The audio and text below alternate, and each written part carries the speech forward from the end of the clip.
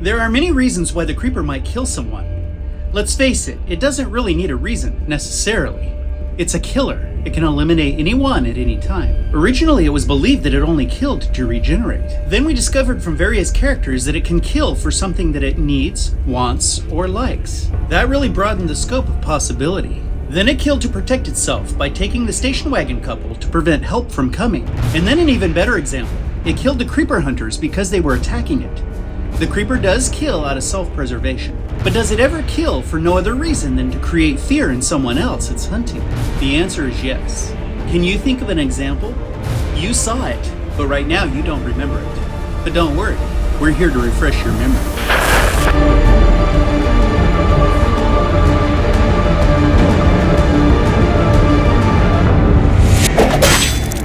The creeper is a diabolical entity, determined to do with others as it pleases. Like most evil monsters, it's completely self-absorbed, and it kills as it deems necessary, on a whim, without much thought. The creature's been waxing people for thousands of years, and over time it's become good at it. But there's a twist.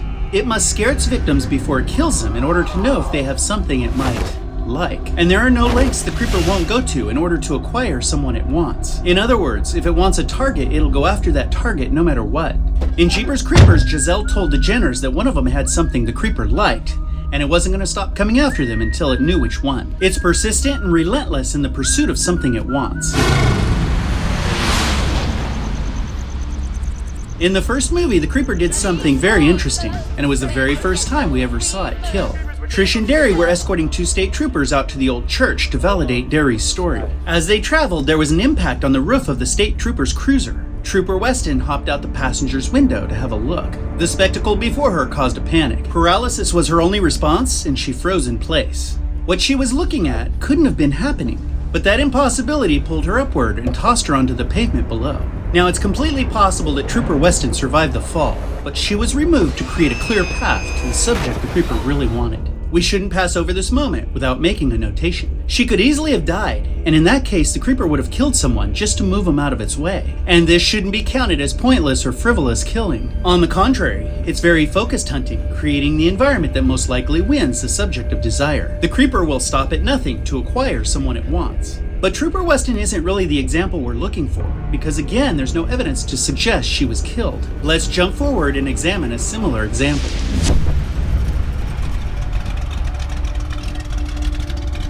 When the creeper went to the sheriff's station, it went there for two reasons. The first reason, and the main reason, is because it wanted Derry's eyes. The second reason was to rebuild its damaged body after the Jenners left impala prints all over it. It needed a leg and an arm at a minimum, and possibly other things we didn't know about. But while it was at the sheriff's station, it killed others for various reasons. Let's look at each victim to see if it's possible to justify the theory that the creeper kills to create fear in those it's hunting. It killed the guard that discovered it chowing on a prisoner, but that was a case of self-defense. The guard was trying to injure and ultimately stop the creeper. Then it took the heart from the sheriff on the staircase. The motive to kill that officer must have been regeneration. At that time, the creeper wasn't attempting to cause fear, it seems to have wanted another heart. Giselle told us it's eaten too many hearts for its own to ever stop. That's a fancy way to tell the audience that the creature can't be stopped. It could easily have taken out everyone in the building, but it didn't. It only killed for purpose, leaving many witnesses.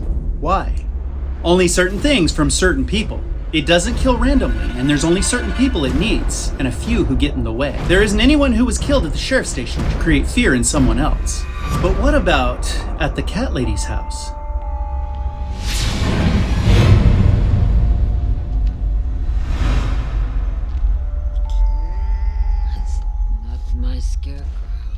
The creeper caught up with Trish and Derry at the cat lady's house. As it chased the Jenners trying to figure out which one it wanted, the old lady was simply in the way. It wasn't kind to her, but it didn't kill her. It grabbed her around the neck and carried her, using her to create fear in Trish and Derry. But it didn't kill her to create fear. It just tossed her aside, and we presume she survived the throw. She was tough as nails, so she probably got back to her feet, expressing her disappointment with no shortage of explicitives. As we move into the third film following the chronological sequence, there are plenty of victims. The first victim running with a machete, Frank the tow truck driver, the dirt bike riders, and Addison, although she escaped, and there were others. There are 2 things to note from Jeepers Creepers 3. 1, Kenny told Galen that the Creeper would kill anyone still at the Brandon Ranch when it came, and he knew because he was a part of it. So the Creeper may vengeance kill, but that's a subject for another time. The second takeaway is that the Creeper didn't kill anyone to create fear in another. But what about the lonely cornfields and the disabled school bus? Was anyone killed there to create fear in another victim?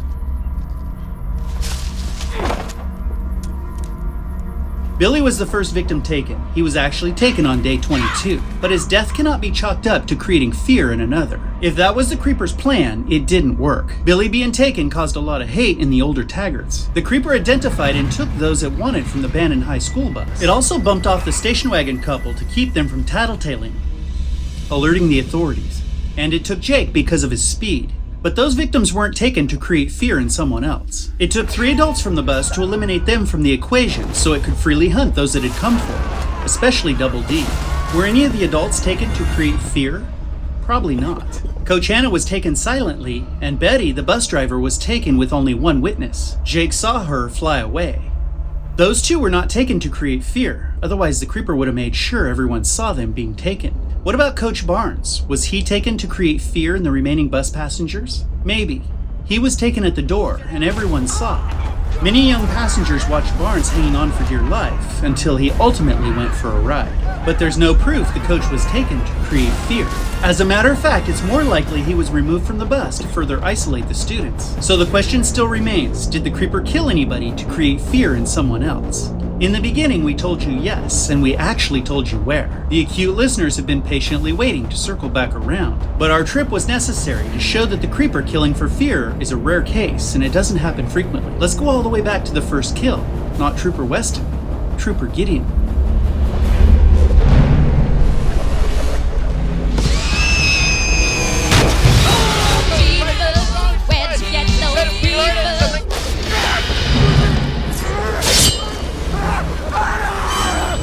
After the Creeper tossed Trooper Weston, it turned its focus to Trooper Gideon. It reached down through the car's roof, pulled Gideon's head up through the hole, and took it off with an ancient battle axe. Why?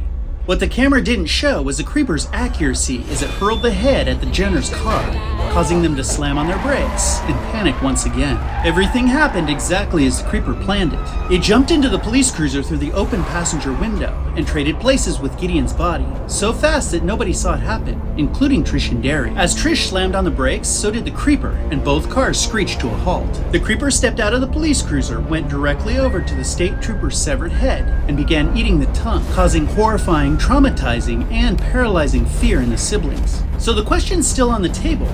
Did the Creeper ever kill for no reason other than to cause fear? The answer just played out before our eyes. Did you miss it again? Let's roll the tape back just a little. When the Creeper pulled Gideon out of the cruiser's roof, it didn't sniff him. It didn't have time. It yanked him upwards, positioned him, and took his head. Thereafter, it pitched the trooper's head at the Jenners with tremendous accuracy, causing their fear to elevate past 10 to 11. It's only after Trish and Derry were thoroughly frightened that the Creeper went to find the head that it threw. But what's the first thing that it did when it picked Gideon's head up off the pavement? Did you see it that time? It sniffed. It sniffed multiple times. It sniffed Gideon, searching his contents to see if there was something he had that it needed, wanted, or liked, but only after the trooper was dead. In summary, the Creeper took the life of Trooper Gideon for the sole purpose of terrorizing and stopping Trish and Derry. It was only after they stopped and the dust settled that it took inventory of Gideon by sniffing his lifeless head. There's a fair chance when the Creeper sniffed the head that Trooper Gideon might not have been someone it could use, or he might not have had something it wanted to take. Only certain things from certain people.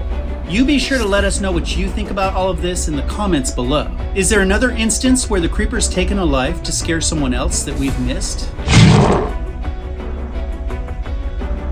Hey, thanks for taking the time to hang out with us today. You're pretty cool sometimes. And if you haven't, please join the family. It's awesome. Until next time, we'll see you.